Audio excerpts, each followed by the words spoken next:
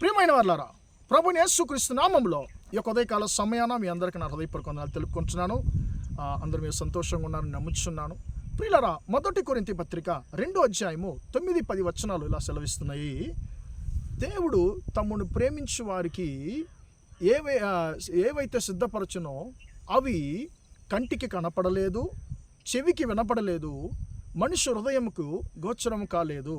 కానీ మనకు దేవుడు తమ ఆత్మ వలన వాటిని బయలుపరచను అనేటువంటి మాటను ఇక్కడ చదువుతున్నామండి. ప్రియులారా, ఈ యొక్క లోకంలో ఒక మనిషిని ఇంకొక మనిషి ప్రేమించినప్పుడు అంటే ఇతను నన్ను ప్రేమిస్తున్నాడు, ఈయన నన్ను గౌరవిస్తున్నాడు అని చెప్పి ఆ మనిషి సగం మనిషికి కొన్ని సహాయాలు చేస్తాడండి. ఇప్పుడు ఒక మనిషి తను ప్రేమించేటువంటి ఇంకొక మనిషికి మంచి కోరుకుంటాడు అంటే ప్రియులారా, దేవుడు తను ప్రేమించేటువంటి వారికి ఆయన ఎంతగా మేలు కోరుకునేటువంటి దేవుడండి. ఇక్కడ దానిని గూర్చే ఈ యొక్క వచనాలు మాట్లాడుతున్నాయి. దేవుణ్ణి ఎవరైతే ప్రేమిస్తున్నారో వారికి దేవుడు సిద్ధపరచినటువంటి శ్రేష్టమైనటువంటి ఆశీర్వాదాలను మనిషి కళ్ళు చూడలేదు, మనుషుల యొక్క చెవులు వినలేదు, మనిషి యొక్క హృదయంకు అవి గోచరం కాలేదు అనేటువంటి మాటను ఇక్కడ చూస్తున్నామండి. ప్రియులారా, దేవునిని ప్రేమించేటువంటి వ్యక్తి అతడు ఎలాంటి పరిస్థితుల్లో ఉన్నా కూడా, అతడు ఎలాంటి దిగజారిపోయిన పరిస్థితుల్లో, హీన పరిస్థితుల్లో అతడు ఉన్నా కూడా ఆ వ్యక్తి దేవుణ్ణి ప్రేమించినప్పుడు ఆయనకు దేవుడు శ్రేష్టమైనటువంటి ఆశీర్వాదాలు దయచేస్తారని చెప్పి వాక్యం సెలవిస్తుంది. ఉదాహరణకి మనము దావీదు భక్తుడు మనం చూసినట్లయితే ప్రియులారా, దావీదు భక్తుడు దేవుణ్ణి ఎక్కువగా ఆయన ప్రేమించినటువంటి ఒక వ్యక్తిగా ఉన్నాడు. కీర్తన గ్రంథము 18వ కీర్తన 1వ వచనంలోనే ఆయన అంటున్నాడు, అయ్యా నేను నిన్ను ప్రేమిస్తున్నాను అని చెప్పి ఆయన దేవుని వైపు చూసి అనేటువంటి దాన్ని మనం చూస్తున్నామండి. దావీదు భక్తుడు దేవుని ఎక్కువగా ప్రేమించినటువంటి ఒక వ్యక్తి. ఆయన సంతోషంగా ఉన్నా దేవుణ్ణి స్తుతిస్తాడు, దుఃఖంగా ఉన్నా దేవుని స్తుతిస్తాడు, ఆయన జీవితంలో మోసం కలిగినా దేవుని స్తుతిస్తాడు. ప్రియులారా, అలాగా దేవుని స్తుతించడానికి కారణం ఏంటంటే దేవుని మీద దావీదుకు ఉన్నటువంటి ప్రేమ.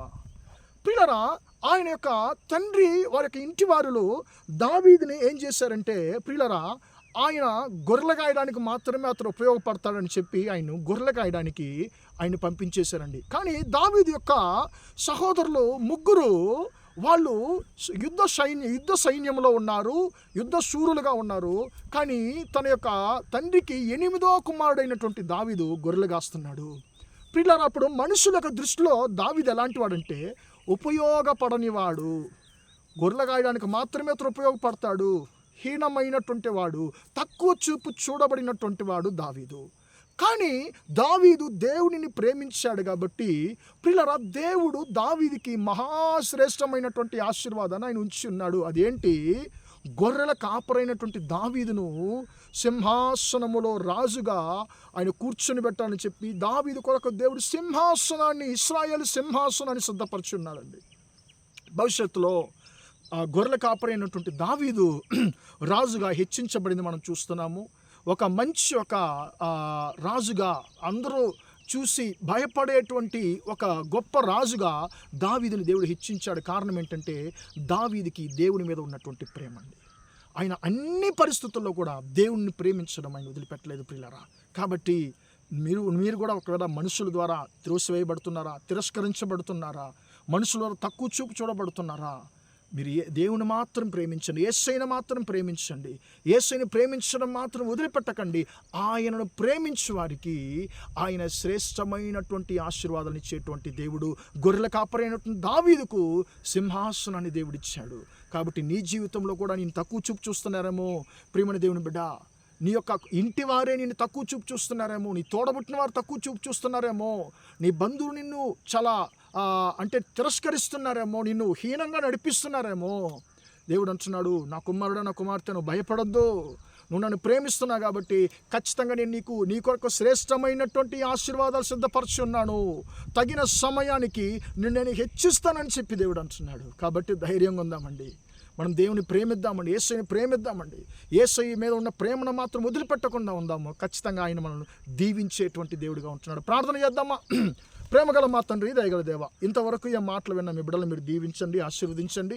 దేవుడు తను ప్రేమించు వారికి ఏవైతే సిద్ధపరచునో అవి కంటికి కనపడలేదు, చెవుకు వినపడలేదు, మనుషుల హృదయానికి గోచరం కాలేదనే మాట ప్రకారం తండ్రి యేసయ్యా స్తోత్రం. మీరు మా కొరకు సిద్ధపరచినటువంటి, నిన్ను ప్రేమించే వారి కొరకు సిద్ధపరచినటువంటి తండ్రి ఆశీర్వాదాలు అతి శ్రేష్టమైనవని చెప్పి తండ్రి దావీదు జీవితం ద్వారా మేము తెలుసుకుంటున్నాము. మా సహోదర సహోదరులు తండ్రి మనుషుల ద్వారా తక్కువ చూపు చూడబడుతున్నారేమో, తండ్రి హీనంగా నడిపించబడుతున్నారేమో, బాధపరచబడుతున్నారేమో తండ్రి, వారి యొక్క జీవితంలో నేను వారు ప్రేమిస్తున్నారు కాబట్టి తండ్రి వారిని హెచ్చించమని ప్రార్థిస్తున్నాను. ఈ రోజంతా కూడా మా సహోదర సహోదరులు చేసేటువంటి అన్ని విషయాల్లో మీ హస్తము తోడుండి వారికి జయాన్ని కలుగజేయమని యేసు నామములో ప్రార్థిస్తున్నాను తండ్రి. ఆమేన్ ఆమేన్. ప్రియలారా, దేవుడు దీవించి ఆశీర్వదించును గాక. Praise the lord.